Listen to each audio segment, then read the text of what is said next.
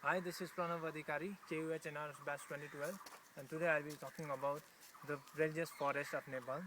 First of all, talking about the history of these religious forests. The history of these forests can be closely traced back to the history of the religious sites that it surrounds.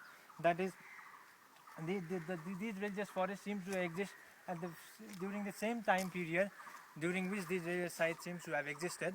However, from a legal point of view, these forests after the before the Private Nationalization Act were under the community. That is, the community had the management and the ownership of these forests. However, the Forest Nationalization Act brought these forests under the control of the national government.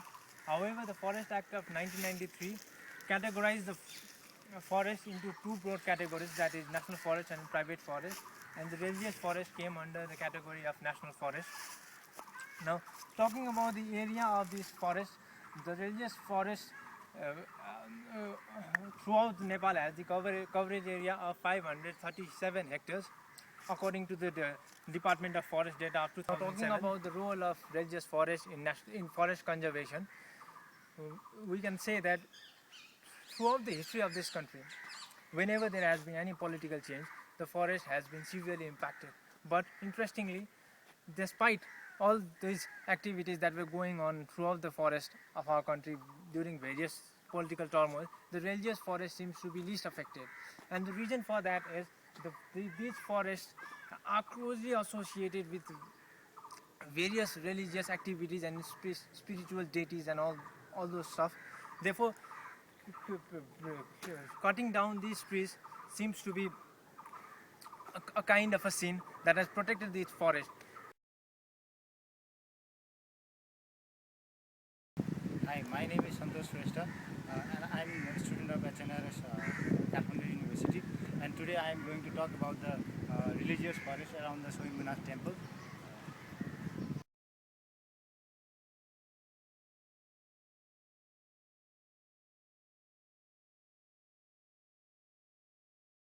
अब मैले अब भन्न सकिनँ अब त्यो त अरूहरूले कहाँनिर कस्तो प्रभाव त्यो केही इन्सपिरेसन लियो भनेर त अब अरू ठाउँमा यो छ होला, तर यहाँनिर स्वयम्भूको हिसाबले चाहिँ यहाँनिर कस्तो होइन, यहाँको पहिला यहाँनिर रुख नभएर एउटा चाहिँ एकदम भाग यता साइडको चाहिँ रुखै थिएन, सबै एकदम कडा मान्छेहरूले चाहिँ सोचिरहेको थियो त्यहाँनिर त रुखै कहिले पनि फल त्यो हुँदैन, 100% सक्सेस चाहिँ हुँदैन, सिर्फ 10% के भन्छ सक्सेस रेट हुन्छ भनेर भनिरहेको थियो मान्छेहरूले, तर हामीले गरेको बेलामा 75% सक्सेस भयो त्यहाँनिर। त्यो चाहिँ नि सबभन्दा एउटा उदाहरण नै भन्यो भने हुन्छ, किनकि त्यो रुखै नभएको ठाउँमा यस्तो भिरालो ठाउँमा त्यति सक्सेस भनेको एकदम कम हुन्छ। त्यसको चाहिँ अहिले तपाईँहरू गएर यहाँनिर जाँदाखेरि यस्तो पाहाड राखेर हुन्छ नि, त्यहाँनिर हेरे पनि हुन्छ। त्यहाँनिर चाहिँ बिसारोको 10 वर्ष अगाडि भएको यो 10 इयर्स 15 इयर्सै भन्नु पऱ्यो, 15 इयर्स अलि चाहिँ त्यो जब मञ्जुश्रीले यो काठमाडौँ भ्यालीको चाहिँ तालको पानी बाहिर फालिसकेको थियो, त्यसपछि यो स्वयम्भू नाथको वरिपरि मञ्जुश्रीको कपालबाट चाहिँ यो रुखहरू बनेको र उहाँको टाउकोमा परेको जुन जुम्राहरू छन् तिनीहरू चाहिँ यहाँको बाँदर बनेको भन्ने जो एउटा दन्त्य कथा छ, र ती कथालाई मानेर नै यहाँको जनताहरूले यो रुखहरू काट्न डराउँछन् भनौँ। एउटा इथिकल भ्याल्यु छ यहाँको, त्यो कारणले गर्दाखेरि यहाँको रुख जङ्गलहरू यो वन जङ्गलहरू चाहिँ प्रोटेक्ट भएको छ, र यो स्वयम्भू व्यवस्थापन समितिले पनि यो जङ्गलहरूलाई चाहिँ प्रोटेक्ट गरेको भन्ने कुरो चाहिँ हामीले यहाँबाट पायौँ, र यसै कारणले यो एउटा वर्ल्ड हेरिटेज साइटको रूपमा पनि रहेको छ, र यो वर्ल्ड हेरिटेज साइट भएको कारणले गर्दाखेरि पनि यो जति पनि यो रुख जङ्गलले यो स्वयम्भूनाथलाई घेरेको छ, यो रुख जङ्गल चाहिँ एकदमै प्रोटेक्टेड र सधैँको लागि रहने भन्ने मान्यता राखिएको छ।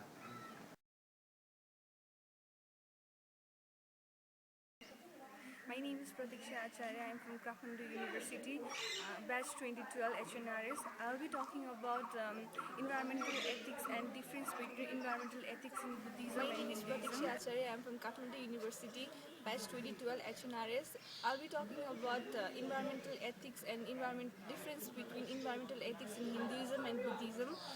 Environmental Ethics is the part of environmental philosophy which considers extending the traditional society boundaries of ethics from solely including humans to including the non-human world. Uh, in case of Hindu theology, specific plant species and trees are deemed to be reincarnation of deities and other supernatural forces and must be worshipped and safeguarded. And similar importance is given by Buddhism in forest conservation and environmental conservation. And the difference between these two are in Hinduism, animal sacrifice is practiced, whereas in Buddhism, it is strictly prohibited. Another difference is in Hinduism, the dead bodies are cremated, which consumes a lot of forest resources, and in case of Buddhism, the dead bodies are buried. I'm Youngnam Ban from Human and Natural Resource Studies 2012. My presentation will deal with difference of environmental ethics between Eastern and Western. First of all, we have to say what is environmental ethics. Environmental ethics is the discipline in philosophy that studies the moral relationship of human beings to and also the value and moral status of the environment and its non-human contents. Some of the questions addressed in environmental ethics. Should there be limits on what we choose to do with nature? Do we have a duty to protect nature? What should we do to protect the environment so that we and our descendants can continue to enjoy and benefit from the natural world? Do trees and animals have rights of their own? Let's consider the difference of environmental ethics between Western and Eastern. Western environmental ethics represents anthropocentrism of Christianity. In Genesis of Bible status, God created man in his own image. In the image of God created he him. Male and female created he them. And God blessed them.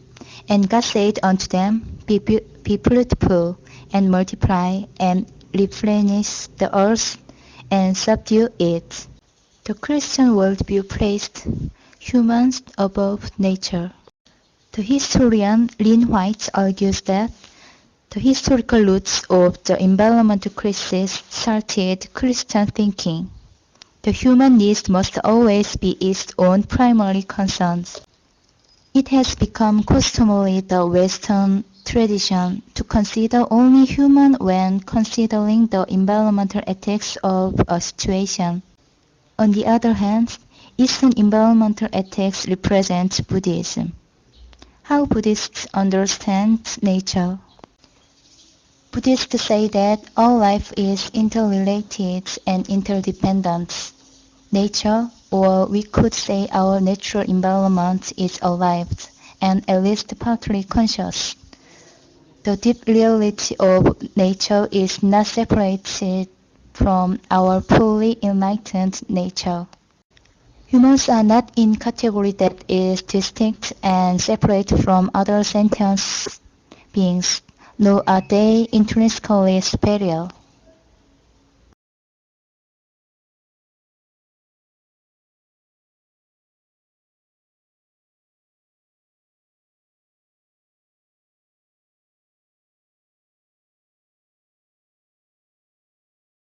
Anita कुमारी भण्डारी हो Kathmandu युनिभर्सिटीको HNRSको student हो आज म भण्डारखाल जङ्गलको बारेमा introduction दिन चाहन्छु र साथै यो जङ्गल कसरी रिलिजियस हिसाबले प्रोटेक्ट भइरहेको छ भन्ने बारेमा अरू इन्फर्मेसन दिन चाहन्छु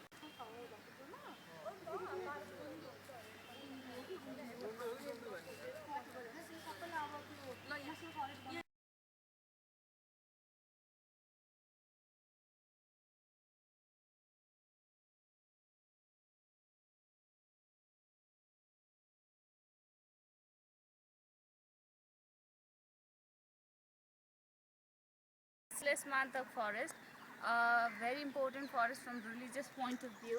It is a remnant forest which lies by the World Heritage Site Pashupatinath across the Bagmati River, and it is a place very important from religious point of view because this is the forest where Lord Shiva played as Kirat with his consort Parvati, who took the form of Kiratini, described in the popular Hindu script Sri Swastani Brata Katha. हजुरको नाम के हो?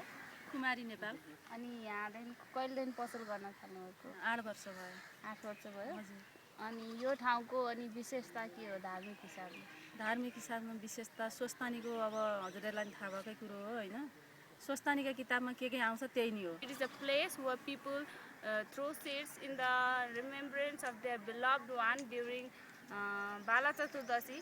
This is the main reason why this forest is being protected in Kathmandu Valley. Thank you. Hi, I'm Christine Dungana. I'm a student of Human and Natural Resource Studies of Kathmandu University School of Art. My topic for today is difference between bone and amenities. Now talking about bone. Bone is commonly considered to be the indigenous religions, tradition of Tibet, a system of shamanistic and animistic practices performed by priests.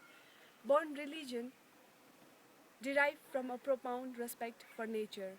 It emphasizes the healing of physical and environmental as well as spiritual applications. Earth, water, fire, air, and space are the 5 elements of Bon religion. Now, talking about the amenities. It is the religious worldview that natural physical entities, including animal, plants, and often even inanimate objects or phenomena, possess a spiritual essence.